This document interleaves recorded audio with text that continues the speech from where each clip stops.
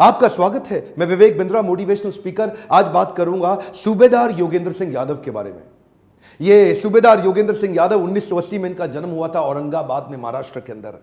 ये टाइगर हिल पे जो सबसे क्रिटिकल लड़ाई हुई थी ना, कारगिल वॉर में, उस क्रिटिकल लड़ाई में इनका सबसे बड़ा कंट्रीब्यूशन रहा है, जिसके कारण इनको परमवीर चक्र से सम्मानित किया गया। मैं चाहता हूं पूरे देश को उनके बारे में पता चले। ये यंग लड़का उस समय सूबेदार, तब 16,500 फुट की खड़ी पहाड़ी जो बर्फ से पूरी ढकी हुई, जिसके ऊपर पाकिस्तान के बंकर, उनके आर्मी की सेना का कब्जा वहां पे ट्रूप्स का था। हमारे देश की जीत के लिए ये इतना क्रिटिकल, अगर टाइगर हिल की पहाड़ी की चोटी हमारे कब्जे में नहीं आती, हो सकता है हम कारगिल का युद्ध हार जाते। इसलिए वॉलंटियर किया। ये क्या बोला अपने लीडर्स को कि मैं चढ़ जाऊंगा इस पहाड़ी पे। उस समय लोग सोचने लगे, यार ये लड़का अकेला 16,500 फुट बर्फ से ढकी हुई पूरी पहाड़ी, खड़ी पहाड़ी। एक्चुअली पाकिस्तान भी प्रिपेयर्ड नहीं था। दूसरी तरफ जो प्लेन से, यानी कि प्लेन से जब ऊपर आते हैं तो वहां पे स्ट्रैटेजिक लोकेशन का एडवांटेज था ना पाकिस्तान की सेना के पास।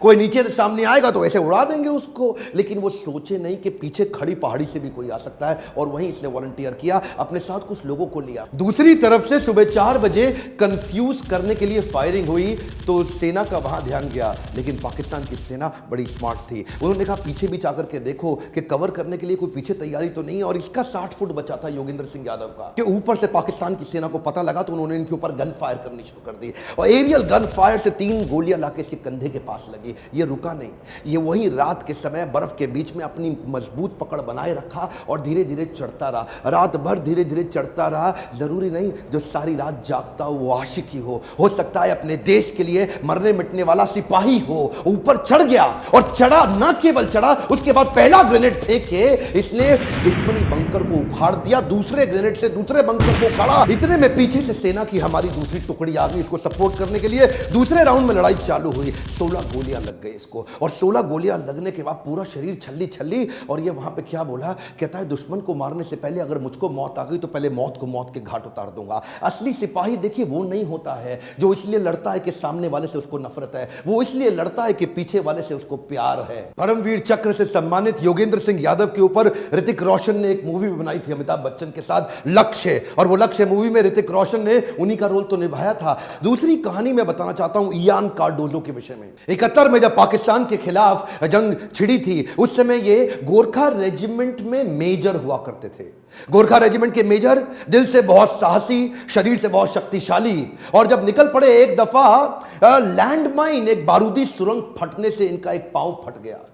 और पांव जब फटा तो उस समय इमरजेंसी में कोई मेडिकल सुविधा थी नहीं वहां पे, और मेडिकल सुविधा ना होने पे लोगों ने पूछा अब क्या करें क्या करें क्या। इन्होंने अपनी खुकरी उठाई, वो जो गोरखा रेजिमेंट की गोरखाओं की खुकरी होती है, उसे उठा करके अपना पांव अपने हाथ से खुद ही काट डाला। जो जूनियर डॉक्टर थे वो पांव नहीं काट पा रहे थे, ऑपरेट नहीं कर पा रहे थे, इन्होंने खुद काट डाला। जनरल मानिक शॉ क्या कहते हैं, कहते हैं अगर तुझे मौत से डर नहीं लगता ना, तो या तो तू झूठ बोल रहा है या तू गोरखा है। गोरखाओं के बारे में आज देश जानता है कि वो उनमें कितना करेज, कितना साहस। इनका पांव फट गया, बहरहाल बाद में को मेडिकल ट्रीटमेंट पर लकड़ी का पांव लगाया गया। तभी आर्मी के सीनियर ऑफिसर्स ने बोला अब आपको प्रमोट नहीं किया जा सकता, क्योंकि अब आप विकलांग हो चुके हैं, अब आप डिसेबल्ड हैं, अब आपका एक पांव नहीं है। लेकिन इयान कार्डोजो कहां रुकने वाले थे, वो किसकी सुनने वाले थे।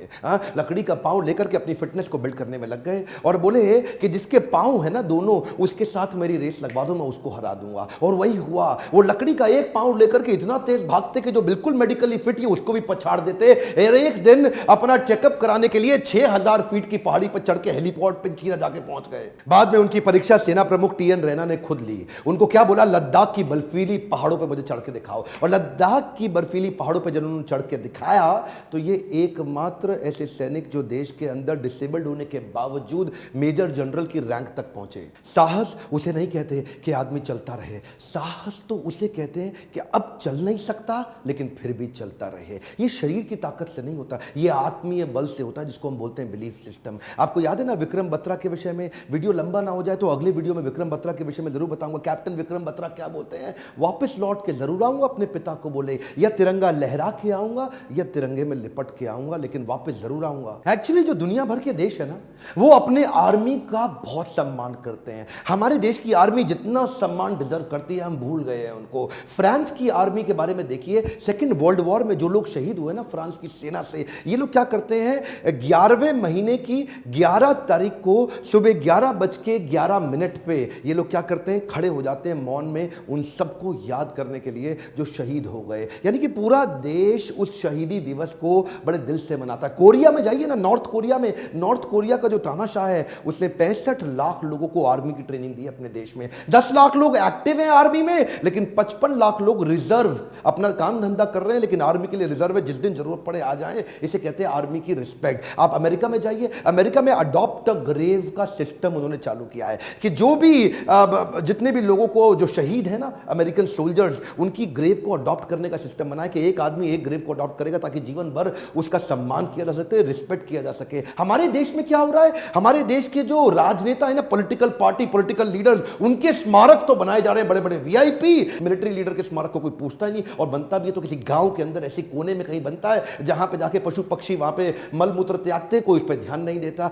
मैं ये पूछना चाहता हूं, आपके बच्चे देश के पॉलिटिकल लीडर से ज्यादा सीख सकते हैं या मिलिट्री लीडर से? अगर आपको लगता है कि मिलिट्री लीडर्स का सम्मान होना चाहिए तो उनके स्मारकों को बड़ा करने के लिए आवाज उठानी चाहिए। इस वीडियो को फैला दीजिए देश में ताकि मिलिट्री लीडर्स के प्रति और सम्मान और रिस्पेक्ट बढ़ सके। अगर आप किसी आदमी को जानते हैं जो देश की सेना में काम करता है, उस तक ये वीडियो पहुंचाइए, उसका भी सेल्फ एस्टीम बढ़े। जब जब एक मिलिट्री लीडर को देखो, खड़े होकर के उत्साह से ताली बजाओ। जब भी आप किसी मिलिट्री के आदमी को देखो, मुस्कुरा के उसका स्वागत करो और उसके लिए ताली बजाओ, उत्साह बढ़ेगा उनका। थोड़ा सा समय लगाइए, व्हाट्सएप पे डाउनलोड कर सकते हैं क्या इस वीडियो को? डाउनलोड करके इसको व्हाट्सएप पे शेयर करिए। अगर आप अगला कैप्टन विक्रम बत्रा की शौर्य गाथा को सुनना चाहते हैं तो वीडियो को लाइक करके उत्साह बढ़ाइए, सब्सक्राइब करिए और करवाइए। मेरे साथ जुड़े रहने के लिए, हर बार वीडियोस को आके देखने के लिए दिल से आप सबका धन्यवाद।